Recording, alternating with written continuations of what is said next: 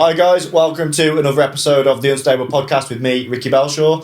And I've got a good mate of mine here today. How you doing, bud? I'm good, mate. Yeah, how are you? Yeah, I'm great, man. This is Leigh Astill.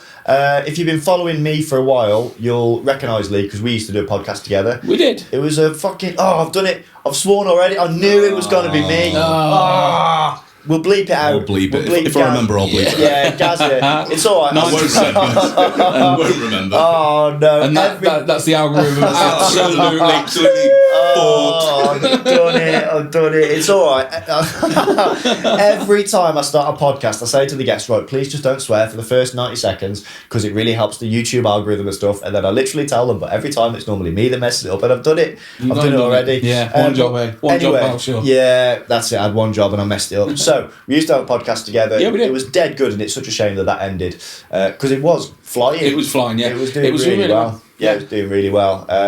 But you're flying at the minute, mate. I'm doing all right. Yeah, I'm really happy with how everything's going. Yeah. Tell us about that because I'm dead proud of you. What you're doing lately. Cheers, really bro. Yeah. So I've always been a collector of trading cards and stickers and things like that, football cards. That kind of stuff. Yeah. Pokemon. Pokemon stuff, yeah. Not so much Pokemon. Pokemon was when I was a kid, and then I come out of it. But it got to the point where I was collecting. Come out of lockdown, and I collected so much over that period of time.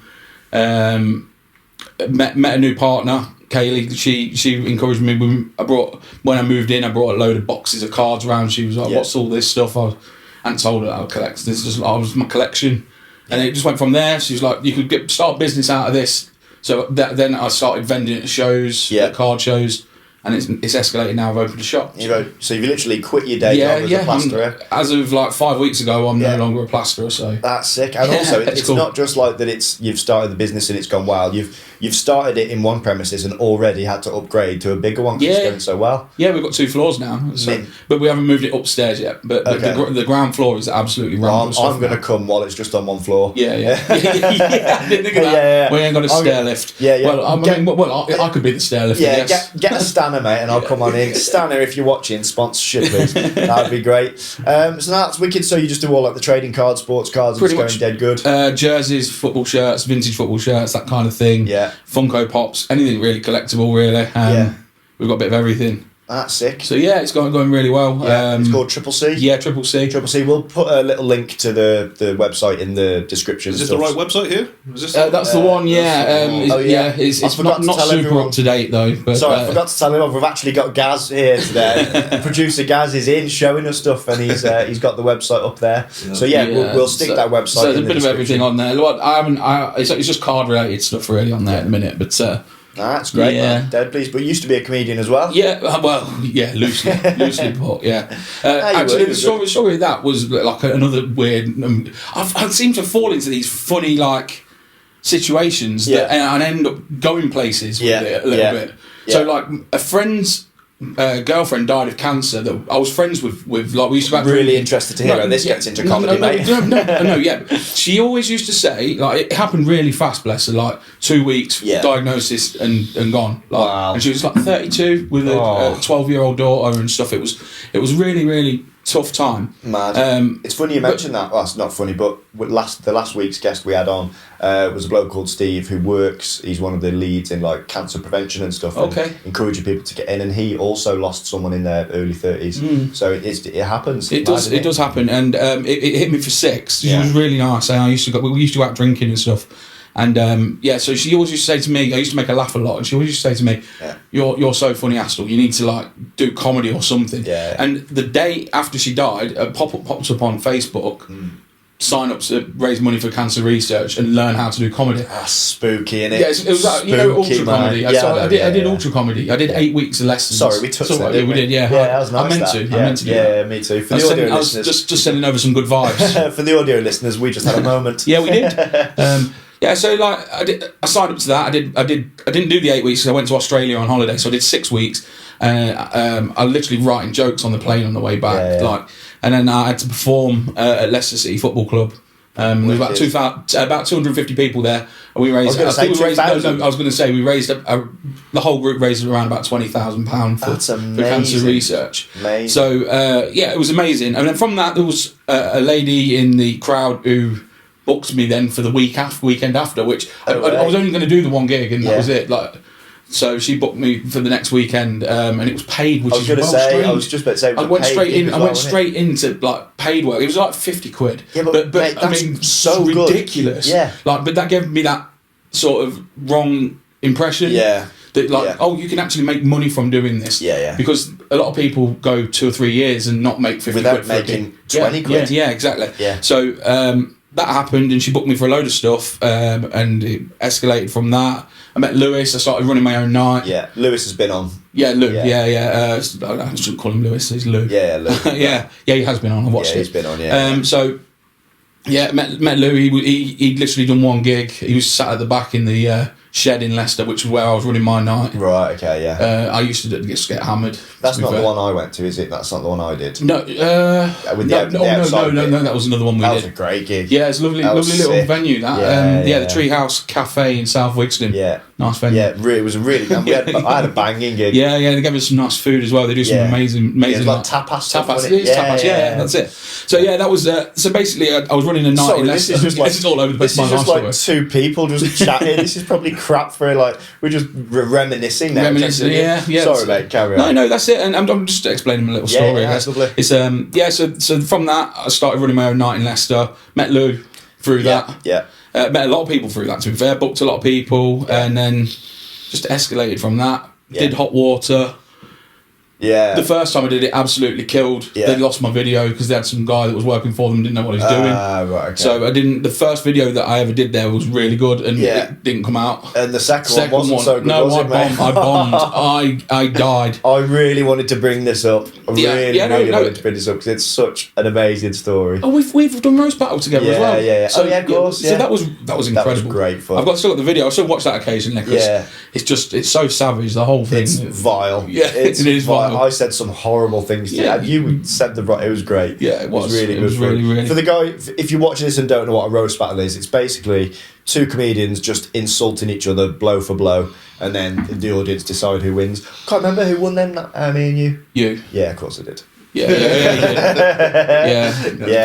I went in deep though. No, you did. I was nasty. Yep. I'm very good at being nasty on stage. Yeah, you brought my autistic children into it. I did. Yeah, I did. I brought them into it. But nobody was safe. No, it went nuclear on me. But you know what? It was all good fun. I loved it. Yeah. I still watch it occasionally now, and I laugh my head off at it. It's so funny. Man. You have to send me that because I've lost the footage. Yeah. So I've got it on. In fact, I will get that and we'll put it on the Patreon. Yeah, that's a good idea. Yeah, we'll get that roast battle and we'll upload it onto the Patreon. So I'm going to do a little plug for the Patreon here now. Patreon.com/unstablepod. If you want to watch the roast battle that me and Leigh did, it was fucking horrible. And it's well worth it. It's just £1. It's just £1 a month. So it's got 10 minutes long. The whole thing. Yeah, and we'll add that to the Patreon, and that'll be up as soon as Leigh sends me. That'll be up on. So by the time this is out, it will be on. So sign up for the Patreon. Sweet. Anyway, Hot Water. Yeah. So Hot Water. Yeah. So long story short, I bought a car from this family in our village. I don't know whether it was their dad's granddad. Well, I think it might be the granddad. It was basically I paid 250 quid for this 22-year-old Renault Clio, right? And it got like 11,000 miles on it. Like he literally just took it to go and get his shopping, go to bowls, go and visit his girlfriends or whatever. And that's it. Yeah. Getting to the pharmacy and back. Yeah, that's it. Yeah, basically. Yeah. So I bought it, but honestly, I think it was haunted. Like I genuinely think someone died in that. We were like, it was like the worst storm of the year, and we were heading up to Liverpool. Sorry, I am just going to interrupt there because going on about dying in the car. Because this is a quick story, yours is going to be quite a while. Outside my mum's house a few months back, this bloke had a heart attack and Are you joking? Basically hit the roundabout by my mum's house, rolled the car, wrote my mum's car off that was parked, wrote loads of cars off. And when my mum lives just up the road from a pub, and obviously loads of people came out, blah, blah, blah. And they went to the pub, grabbed the defib machine, went to defib him, but there was no battery in the defib. So the poor guy died. That was awful. He died because they hadn't, and it's not the pub's fault. The people who were like someone's getting sued doing the maintenance on the thing. They'd done it. It was all up to date and stuff. There was no battery. He was airlifted, but he died. Yeah. That's awful. Yeah, terrible. All because the battery didn't work in the DV. Yeah. Yeah, imagine doing that, pressing the buttons and nothing happening. Christ. Anyway, sorry, I feel like I've taken the mood down. No, it's going to get a whole lot worse. Okay, cool. Yeah. I think this is going to get worse. We're talking about one death to your stage death. That's it. Yeah, it's not just the stage death; it's just the death of my comedy career. No, it was. No, we made you do a gig since. Oh yeah, I've done one. Yeah, but I've done one. But No, anyway, two. I've done two. Oh, okay. Yeah, I did two. We'll get to them. Yeah. So you bought this car. Yeah, I bought this car. So it was around about the time that I was due to do hot water with Lou. Yeah. We was driving up. Like the shittest weather of the year. Yeah. Like storm. You know what it's like? Further north you go, the weather gets worse. Yeah. Hailstones, everything. My window wiper's going like crazy. Yeah. All of a sudden, the window wiper just flies off. So we've pulled over. Like, which one, driver's side or passenger? I think it was the driver. Yeah, it was the driver's. Yeah, it was the driver's. No. So I've pulled into the hard shoulder. Like, what are we gonna do? So we had to wait for the rain to stop, which luckily enough it did. And I was like, "Don't worry, the show starts at 7:30. We'll make it." At this point, it's like 4:30, something like that, 5 o'clock. Yeah. But it didn't stop raining for ages. I was like, and in the end, Lou's like, "We're gonna have to go, mate, if we're gonna make it." Yeah. So we just went. Because doing a hot water early in your career on a Sunday, that's a big deal. Yeah. To get on that, like you wanted to get there. Yeah, exactly. Yeah. And when we got in there at 7:05, 7:10. Yeah. It was about 7:10. No, it must have been a bit later than that, 7:15, say. And when we got in there, Yeah. it started at 7 and not 7:30. So I've gone straight into the green room, running in like. Yeah. Freddie Quinn's in there. Yeah. He's just done his bit. First act's on. He's like, Yeah. "Oh, I'm glad you're here. You're on next to me." So I didn't get a chance to go through my notes or anything. I literally gone in cold, like after the most traumatic journey up to Liverpool. And let's be honest, the person you were with is going to do nothing but take the piss. Exactly. Yeah, he's not going to set you up well for that, is he? No. So I've gone on next, and what I did, I proceeded to do possibly 5 minutes worth of my material very loosely, and then lost all feeling of being a comedian, and I decided to do something I've never done before, and that was crowd work. Which is the worst thing. It's the worst thing to ever do. For someone who's never done crowd work, Oh. you don't want to follow Freddie Quinn at a hot water doing crowd work. So there was a guy in the front. I remember his name. His name was Joe. I remember everything about the moment. I was like, well, I don't know what I'm doing here. Right, what, I'm going to speak to you. What's your name? And he went, Joe. I went, right, Joe. What do you do? He went, I think he said he was a vet. I went, nope, I've got nothing there. And then I just crouched down and I went, if I'm being honest, this is the first time I've ever done this. Like that, which everybody laughed. And then I just... That's quite good. Yeah, I did that. That was great. But then I just proceeded to turn and shout, Freddie! Like that. And he come running out from the green room and saved the day. And that was the death of my comedy career, other than the time you got me out to do a new material night, which, to be fair, I think I killed that. Actually, I did really well. I did really well. But yeah... I'm really glad that me and Lewis bullied you into doing that, because I needed to run that new I think joke that was closure as well for me. Yeah, you needed that. You needed that because your last experience was frigging terrible. Yes, you it just was. needed that good stage experience, and it was a great gig. You did a really good set. You probably were the set of the night, actually. I feel like I did. I got a few clips out of that. It was good. It was really good, man. So you were obviously. What's the story from then? Like you've done that. You plasterer. You met Kaylee. Met Kaylee. Yeah. Let's talk about Dirty Fingers. Dirty Fingers. Yeah, Kaylee got abused on our last podcast. Yeah. These guys won't know what this dirty bitch was doing. This fucking sketty, sweaty, dirty, fingernailed slag was doing. She was getting the soap dispensers that you press with the fucking it comes out. She was watering it down. Do you know what? Do you know what that was though? Like she panicked. No, it's the first time I was coming. No, the story is the first time. There isn't no excuse. I'm sticking up for her because I love her. But yeah, I know. But it was the first time I was coming around, and she realised she hadn't got no hand soap. Yeah. So she panicked and thought, "Shit, I'll put water in it." I'll do. I'll water this shit. That's what people do. And so when I went upstairs, I was like, "What the fuck What is the this? fuck? This is all fucking frothy." Kaylee, you're a fucking minger. Sket. You absolute sket. And you're never going to live it down. Oh, no. Didn't I buy her a bar of soap or something? Yeah, like for that? Christmas. It was Christmas is a box set of like Yeah. Imperial Leather. Wasn't It was a box set, and when you opened it up, it did like a little Christmas song. Yeah. It had a bar of soap. It was and I Imperial Leather. Yeah, of course it was. Yeah, Yeah. So I was so proud of that gift. To this day, I think it's the best Christmas. She'll love present I this. ever She'll bought. love this. She still talks about it to this day. Good. I'm so glad. Yeah, but she's been so supportive though, mate. Honestly. Yeah, joking aside, although she's got stinky hands, like she's a good girl. I really like her, and she's made you so happy, and that's really fucking lovely to see. That's what people need in their life. They need people that are positive. She's constantly positive, even if there's a bad situation or something negative. She's always finds a positive, and that brings me up. So. Yeah, like I went through some shitty times, like living on my own and stuff. It's lonely, like tell me about it. You know, like I was co-parenting and living on my own, and all my mates were getting married and having kids, so no one was around. It got to the point I like went to my local pub on my own, you know, like just to get out of the house. You were that guy. Yeah, I was that guy, and it was like, what's wrong with that? Yeah, I was like, what the Gaz failing to see the negative in the I was corner. just like, what the fuck is wrong with me? And then I went on so many Tinder dates that failed. Like I just couldn't find the right person. And then the story with Kaylee is I actually spoke to her about 18 months beforehand, and she just literally we matched, and she lost stepdad. Oh shit! Yeah, so I didn't know this. No, yeah, so we actually spoke, but didn't realise until we got together, and then we're like, hold on a minute. Oh, actually, I think she got the photos that were on her Tinder profile. I've already got a titty pic. Yeah. No, like it was.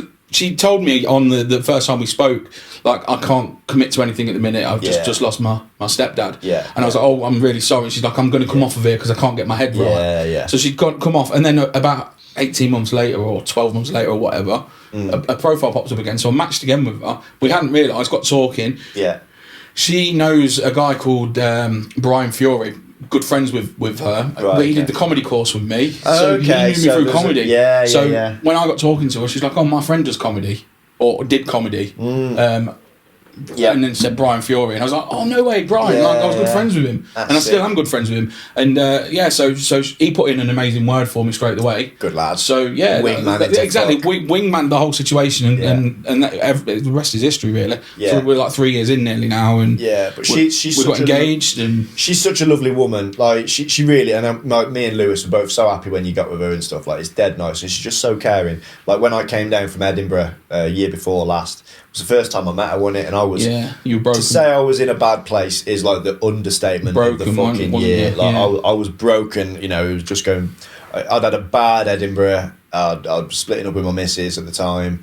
And like she was just so lovely, even though it was the first time I'd met her. And then like being on, because I've just met somebody and she's fantastic. And like listening to Kaylee on the phone the other day, like how happy she was for me was fucking lovely. Yeah, no, she's dead supportive. She's a lovely, lovely girl. Your lady is. Yeah, no, yeah, Kaylee. Although you've got dirty hands, I do love you, mate. You're fucking insane. She's 100% legit. But getting back to the story, she's been so supportive of everything. It was all her idea with the card shop, everything. Like she basically, it was like I had a 5-year plan. She was like, you can turn this into a business.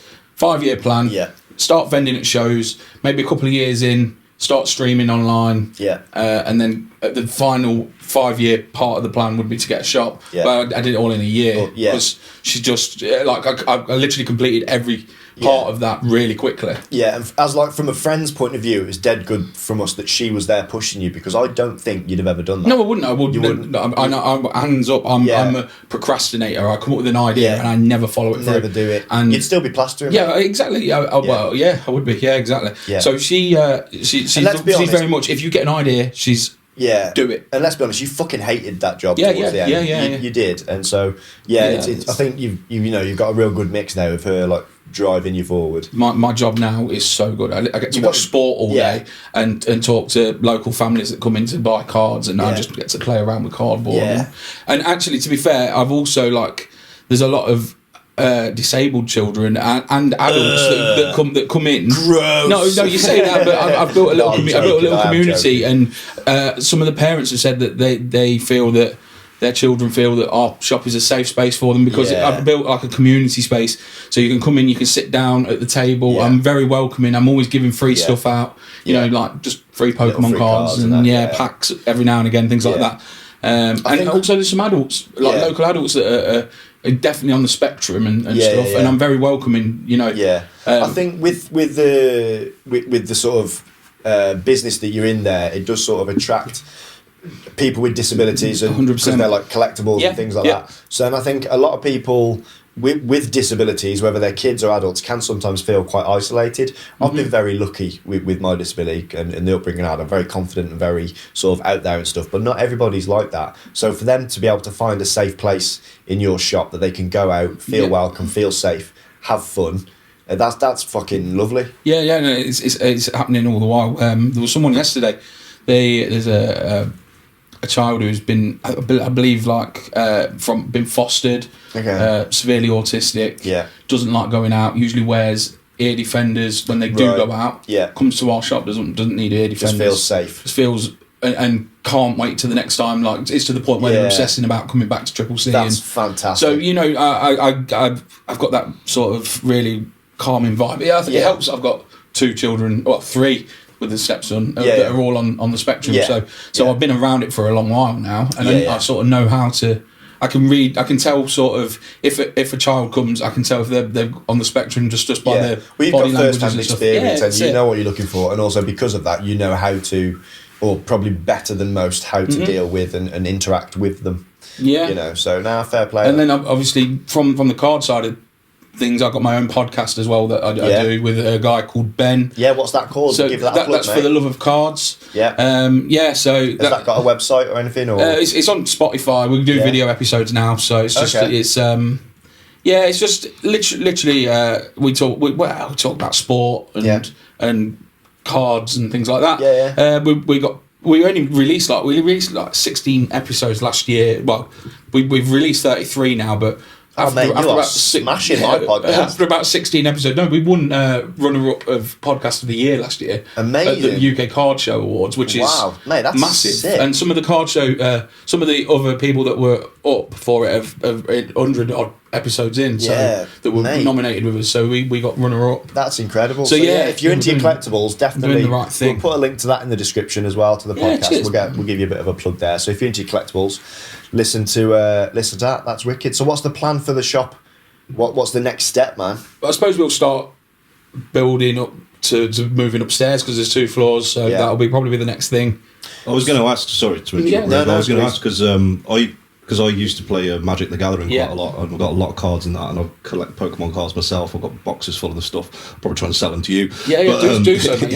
And I used to play at what's it called? Glasshouse in Oaken Gates. I know. I know Glasshouse. They've got because I was going to say, if you talk about expanding stuff, what we used to love about going there, our group of friends, is they got loads of people go play like Warhammer and stuff there. So they got all like the tabletop. That's what we've got. That's what we've got upstairs. We've got tables upstairs, but we've not got anything up there at the minute. Just other than my brother tables. plays Warhammer. Yeah, because the Warhammer thing, obviously, with all like the buildings and everything like that, they have like boxes you can just take off the wall, and you can, Dungeons and Dragons and all that. And the plan is to get units.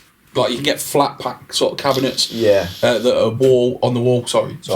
On the wall. So that's the plan, is to get them all on the walls up there. There'll probably be another counter up there, because we need someone up there, and then it'll be just tables up there. We've got a table downstairs, so that gets used at the minute. Yeah, I was down south with Hannah, my new lady that I've met, and went on a date to this place, and it was like a board game bar. So you go in, they do food, drinks, and like they just bring loads of board games and stuff. So maybe you could do something like that upstairs. It's very popular. That your Warhammer type stuff, and or like your Pokemon games, and do all. Is it a somewhat similar sort of thing that you're trying to do there? Probably. I don't know about Warhammer. Games, I mean, we have been in talks with Warhammer. It was just at the point in time. So expensive, isn't it? It was so expensive just to set up as a seller, at wholesale. But the deals that they got were really good. It's just, as a business, we weren't in the right place. Yeah. Are you brand new? I mean, how long has it been going? Well, we started in July at the old place. Yeah. But so not even a year. We've been in the new shop 3 weeks, and we've already earned more than what we did in the whole time at That's the other incredible. place. So Incredible. it's really high foot traffic. Yeah. Because it's right near B&M. It's next to B&M basically. Oh, so perfect. So people are walking up and down there. Kids come past there to go to school and They stuff wanna as well. swing in. Yeah. Spend their lunch and on the money way on home. some cards. That's it. Yeah. So like the kids come home from school, they're all coming in and buying Pokemon cards all together. And fantastic. bringing their collections in and sort of proper, swapping and trading with us. And I don't know whether it was on purpose or accidental, but you've landed on a good place there. It's a little gold mine, really. Yeah. So it's going absolutely amazing. Better than what I would have ever imagined. So amazing. Yeah, it's a mad story, really, isn't it? Mate, crazy. I got to ask, because I've seen on your website you've got when they obviously grade the cards and then they put them in the little plastic cases and stuff. What's the most expensive card that you currently have? The most expensive. You beat me to that by about a minute. I was going to get into that. You hear the glorious stories about people opening booster packs that they found in the back of some Blockbuster from 1999 and they put Charizard out or something. Yeah. Well, I'll tell you a story about something we found in a minute, but go on, what's your thing? At the minute, Pokemon-wise, anything. Oh, I've got a Wayne Gretzky autograph. Ooh. It's on card. Well, obviously, he's like the greatest hockey player of all time. Yeah.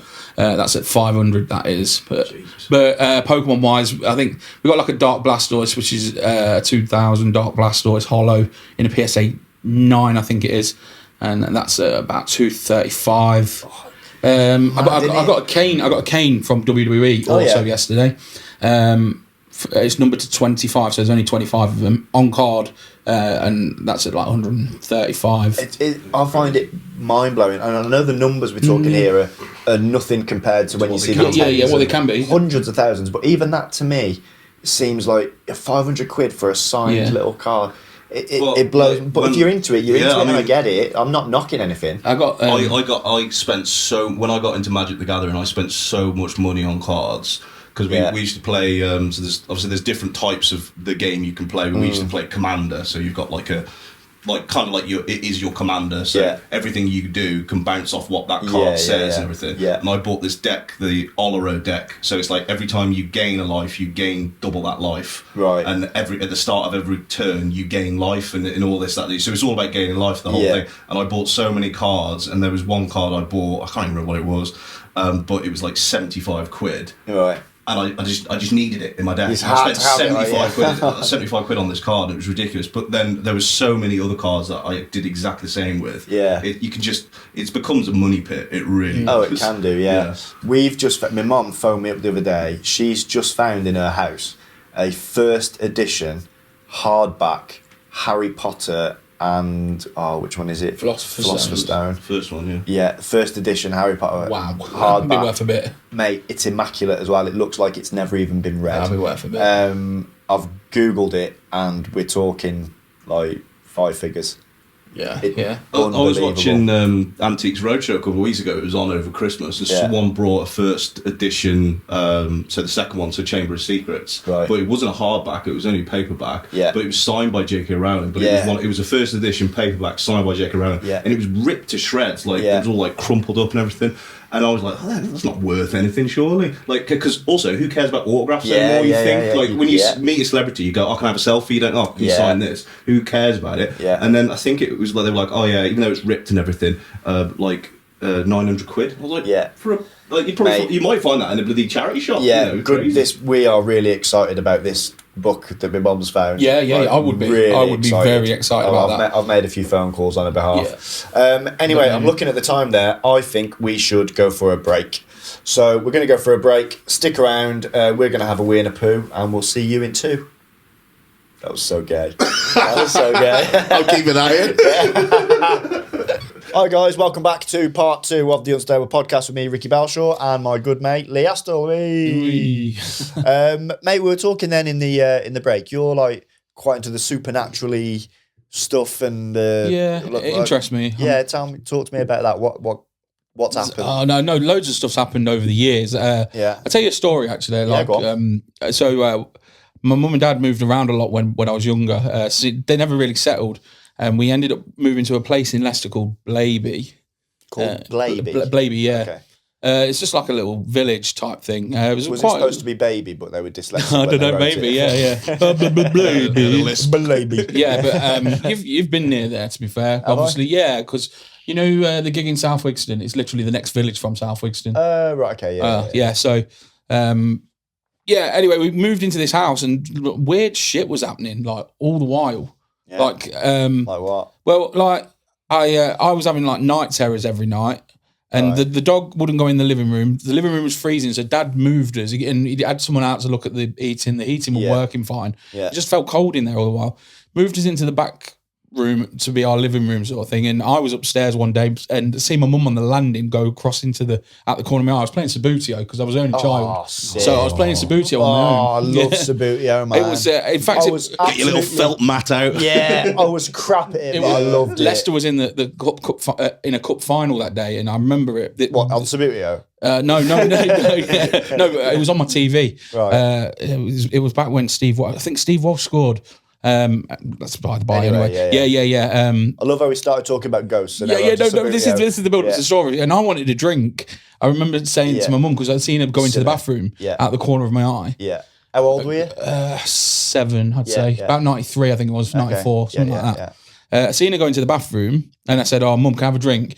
No answer. So then I've come out and looked. She wasn't there. I was like, "Oh, that was weird." Went downstairs. Yeah. Said, "Mum, were you just on the landing?" She's like, "No." Oh. Yeah. So that was the beginning of it. Then all my stuff started going disappearing. Mum couldn't find anything, like sticker albums. My sticker albums, obviously, I'm banging into stickers at this point. Yeah. Like Merlin albums, you know, the football stickers. Yeah. Like every year you're doing swapsies at school and stuff. Do you remember the Euros coins? When I've got the full set of the England ones. I've got all of them. I found it in my mum's attic the other week when we were clearing it out. I found the whole book. Only one I'm missing, Beckham. Oh, that's it. The only one I'm missing. I've got the rest of them. Sol Campbell, the lot. Yeah, I've got all probably them. Get that on eBay. Is that the Euro '96 one? Yeah, the Sainsbury's one. I've got one of them at the shop. Yeah. Like it's literally complete. No way. Yeah. Sick. So like all my stuff used to go missing all the while. So. That was the beginning of it. Anyway, And my you're dad an was only child. Yeah, only child. She couldn't understand. My old man at the time was driving, like he's a lorry driver. He was driving, and the company he was driving for was delivering like magazines and stickers and things. Okay. So he used to bring me boxes of stickers home, Sick. like the damaged stuff that they were going to get rid of. They'd give him and they'd bring them back. Nice. So I like got completed football albums and stuff back then, I couldn't find them. Anyway, that's another story. But he was in the garden doing the lawn one day, and the next door neighbours, we were renting it off of the old lady next door. Okay. So her son did all the dealings with it. Yeah. Said to my old man, like, "How's everything going, Dave?" And he was he was like, "Yeah, it's all good, mate. Living room's still freezing cold, and the dog won't go in there. Keeps shitting in there." And he went, "Oh, did Mum not tell you?" He's like, "No." He's like, "Mate, that used to be my granddad's house, and it was the funeral parlour, and he used to lay the bodies out in the living room, sort them out for funerals, and he'd store the bodies in the living room. So the living room's freezing cold." And he said if you was to take up the carpet and that, there's a drain where they used to drain all the blood and the body fluids out that runs underneath the house. Man. So my dad was like, right. Yeah, sound. Yeah, like, thanks, mate. So yeah, he got us out of there as quick as possible. Like. We went back to my mum. A drain. But yeah, I had this night terror one night that there was this like kid that was missing his arms, and he sort of like budged me, and we had this like landing. I was like sleepwalking. Well, he ain't gonna punch you, is he? Yeah. No, like shoulder barge. He shoulder barged me, and I fell down the top flight of stairs onto the little landing pad. My mum found me crying on the landing. I didn't dream it. It actually happened. That did.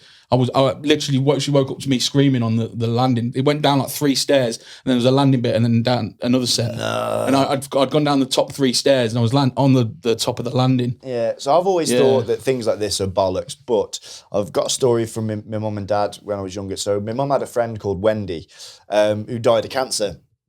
And it was cancer heavy. This episode, recently, hasn't it? The podcast in general has been cancer heavy. So anyways, a friend Wendy died of cancer, and she's always like this lady she was very proud of her hair and stuff, and so obviously going through chemo, that was horrible.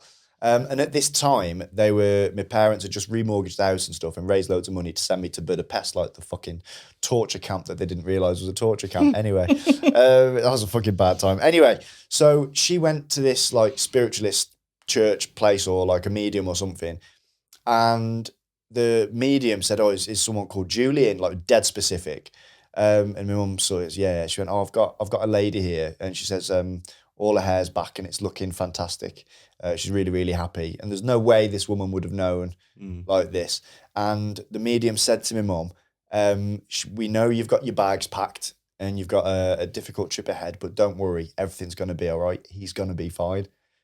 And there's no way this woman could have known anything about anything, crazy. and that came for it. Like, yeah. So there's something in there. Yeah, I like you. I'm a bit skeptical sometimes because I mean, like, I used to work at Oaken Gates Theatre, and I was a steward one night when Derek Acora was on. So, medium. Yeah, and he was shit. He didn't get anything right. He was awful. And then it was like the belief is such a strong thing because we were like, we're gonna have a load of complaints here. And lo and behold, show ends, people out frowning, everything like that. They want their money back, and we're like, well, we can't give you your money back. And we were like, yeah, we know he was shit. And they were like, no, Derek's not shit. The building's shit. We were like, what? So they were basically going, well, it's because of the layout of the building. He couldn't get good readings and everything. So they were blaming the building, not him. And it's just blaming karma. Yeah. And it's just not karma. Feng shui. Yeah, feng shui. Karma. Yeah, it's feng shui. That should be the name of this podcast, like this episode. Blaming feng shui. Yeah, that's what we'll name it. Yeah. Leigh Astill blaming feng shui. Decent. Like it's just like, so rather than any of them coming out going, maybe this is just a load of bollocks. Maybe Derek's shit. And maybe mediumism, if that's the word, is bollocks. They blame the fucking building. I think that there are a lot of people out there that are very talented in reading people and being very generic, and I think there are a lot of people who are rip-off merchants, and I do think there are a lot of people taking the piss. Yeah. I do, however, also believe that there is something, and there are a few out there that have got some weird connection. But I think there are more piss takers, more rip-off merchants, and I also think some people than coin in off of it. Yeah, I also think it's not important, but I think it's a good thing as well that some people are actually, they're making money off it, but if you're good at something, make money off it. But for some people, they go to mediums and stuff because they just want to hear from their loved one again, or know that they're okay, and it makes them feel better. And it's just like, well, if you're making someone feel better, whether it's bollocks or not, what's the matter with it? Where do you draw the line there? Like, because are they doing a good thing, or are they prying off someone's emotional? But I think that comes down to their personality of, are they doing it deep down because they care about people and want to make people feel better? Like, you don't become a nurse because you like injecting people and hurting them with the needle. I don't know, mate. You do. I've been stabbed a few times, and you're like, you're enjoying this a bit too much, aren't you? Or do you actually want to make me better? But there'll be people out there that like inflicting the pain, but then most of the people, it's like, I'm giving you the needle or the surgery because I want you to be better, because I care. And I think it's probably the same in the medium world or whatever, where there's people out there that's like, I'm just going to make as much money out of you fucking simpletons as possible. 100%. Or there's people that are like, I want to make you feel better about your loss, because I've lost someone myself, and I know how it feels, maybe. And it's a tough one, isn't it? It's like, as I said, where do you draw the line between, right and wrong in that situation? And I think you can only draw that upon their morals and the reasons why they're doing it. Definitely. But then the real ones, the ones that have actually got the ability to do it, I think that's incredible. I've had a few weird things happening just recently. Like Kaylee's family, like her dad's like they're spiritualists, right? And they've always said that Kaylee can see things and that. Yeah. She had a dream about. She went to a medium. She goes to a medium. This medium got her stepdad that she lost came through. Right. Got everything perfect with him. Yeah. Then they got a message from my granddad, and the stuff that she came back and said, she used the nickname that he used to give me, which I've never told her. Then she said, and I can't get my head around it. She literally said the sandwiches that he used to give me. I used to love these cheese and pickle sandwiches that he used to do for me. Right. And I'd have them every Saturday and we'd watch football. And he said they used to watch Final Score together and have cheese and pickle sandwiches on a Saturday. See, I think... And I honestly, she come back and I was like, holy shit, like that could be fucking real, because that is bang on. That's what I mean, when someone gets it so accurate. When there's stuff like that. When it's accurate. Because now, like, if you got your Facebook public, you're an idiot. And then you go to a medium, it's like, they're just going to, you're booked in. I've never mentioned something like that. I've never mentioned any of this. And she had a dream about 2 months ago. And she said that because she keeps seeing an old man at our house, like out the corner of her eye. I'm sorry about that. Yeah, no, Yeah.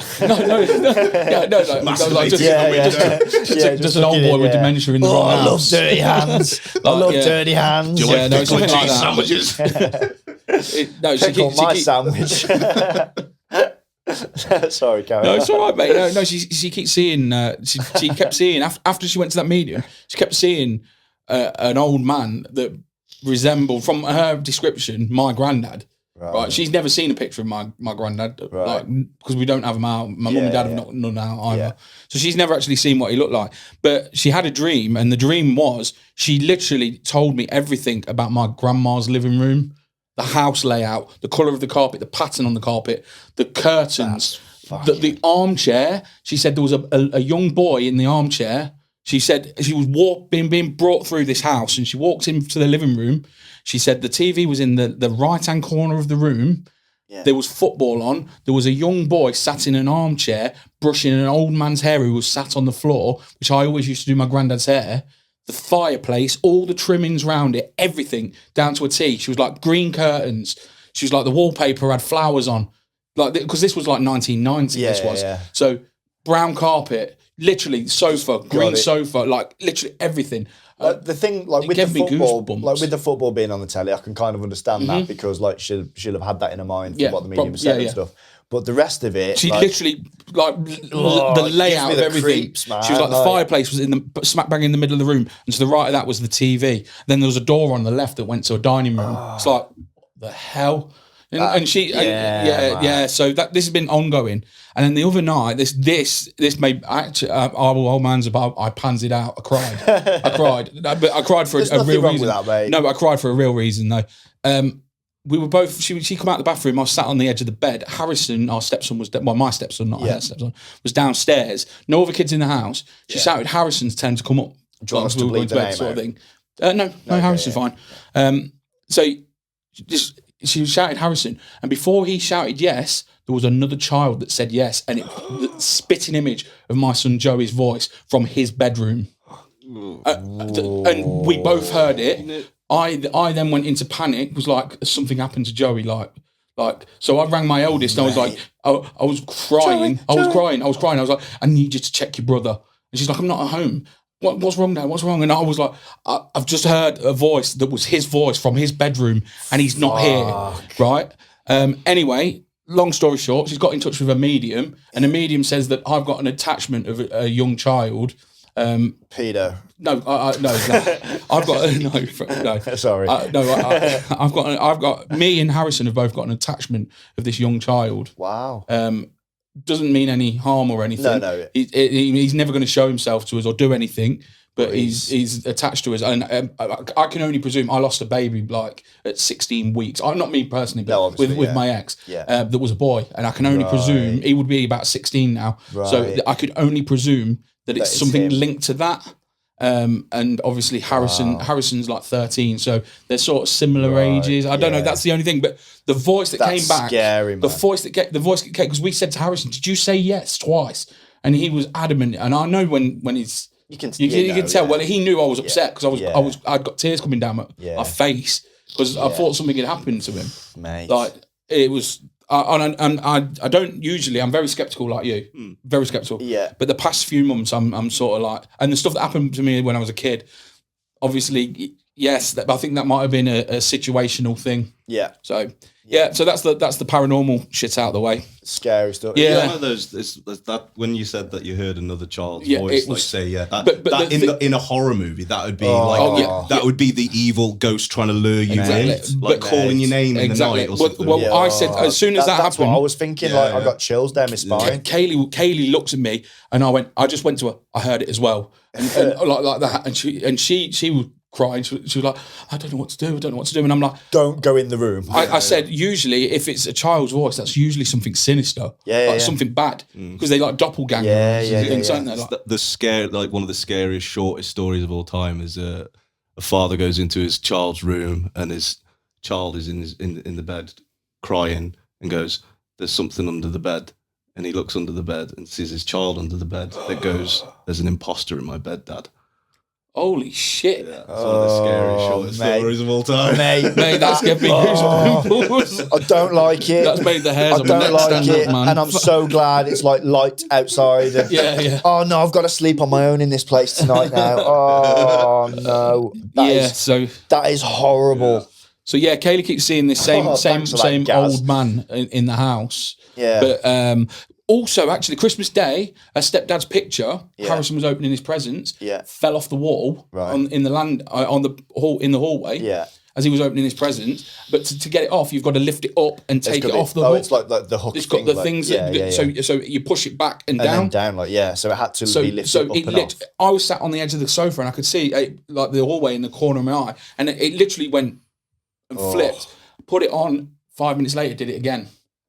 Mate, honestly, we were on, but we took it as a sign from him that he was there. Yeah. So we weren't. It didn't. We were just like weren't worried. Her mum was there as well, so she took it as they're all really happy that it took it as a sign that it was a sign from him. I'm glad you took that as good news because I'd have been. Oh well, yeah. Obviously, I mean, I've not had anything really happen apart from that voice the other night, and I've sort of put it into the back of my mind. Yeah, I think you have to, with that sort of stuff. I was telling Hannah about this the other day when I was in hospital, when I had that major surgery on my back. I was in hospital for 10 weeks. And a couple of things happened. One, they used to come round every few hours with like a drinks trolley where they'd give you like a cup of tea or whatever. And I was like, right, the ward is like an L shape, and I was in the furthest bit away with these 4 beds. And we had a drink off this nurse, and I'd never seen this nurse before. We had a hot drink. And then like 5 minutes later, one of the nurses we recognised came down with the drinks trolley. She's like, oh, where did you get them drinks from? Like the other nurse just giving it us. So we've been up the other end with this. So there's no, but they later on had said that there was a nurse, an older nurse, dead nurse that keeps like looking after the kids on the ward. And like we had these hot drinks, we had these cup of tea, and she was up the other end of the ward. Like there's no way they've only got one drinks trolley. Like mad. That's probably just nurses trying to occupy themselves. Like they're scared of shit out of the kids and tell them. To be honest, that could have been the drugs I was on. That could have absolutely been the medication. Yeah. But then a few weeks later, because I was in there for about 10 weeks, a few weeks later, I was moved to the other end because I was getting better. And like there's me and a lad called Howard in these like just 2 beds right by like there's like a little room with like Nintendos and stuff. And it was late at night, all the other kids had gone to sleep, so we were like one of the eldest there, and some of the nurses were talking to us. And all of a sudden, out of nowhere, all the lights just turned on in this game room, and the Nintendo started playing, and it was playing Aliens. Oh, nice. We shit ourselves. Yeah, 100%. You can imagine as a 10-year-old lad, and I was okay, and then the nurses started panicking because one of them had to go in there and turn everything off. Mate, shit myself. Anything paranormal shows itself to Rick, he's fucked because he ain't getting away quick. Oh, if anything happens like that, save yourselves, guys. I will buy you as much time as I can.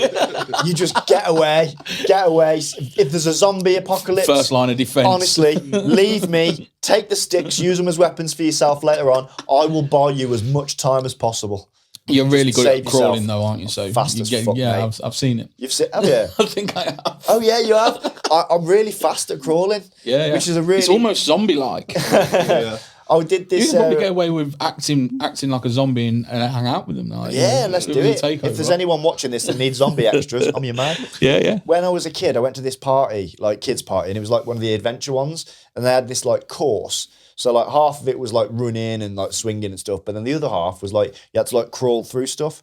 And my times were about the same as the able-bodied kids because I was able to make up so much time on the crawling bits. And obviously my arms were quite strong, so the swinging bits, my times, I was in the mix with the able-bodied kids. Like that's how fast I am crawling, which is a really fucking stupid talent to have. It's not though, if you need to get out with fire. I'll take it. Yeah, true that. It's because I didn't really start, I was crawling till the age of 50. I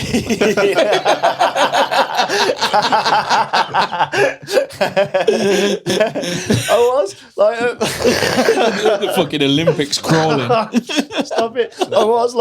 I remember now, like going to my mate's house and stuff, and I remember my mum, one of my mate's moms, like saying, because it was easier for me to crawl than it was to walk. So like when I was going from like room to room, I just fucking crawl, which looking back is fucking weird when you go to your mate's house at the age of 14, crawling around the floor like a rat. I remember, I'm not going to say a name. Like a human turtle. Yeah, I'm not going to say a name because there's no point, but one of my mates that I used to knock around with, she commented a few years later that like she just found it dead funny that all of a sudden like my mate would be in the room and then I'd just pop up from behind the sofa like, hello. I just go dead, just crawled everywhere. Just dragging your legs along really fast. Yeah. Like that paralysed dog from fucking, what's it called? Family Guy. Family Guy. Jesse. Yeah.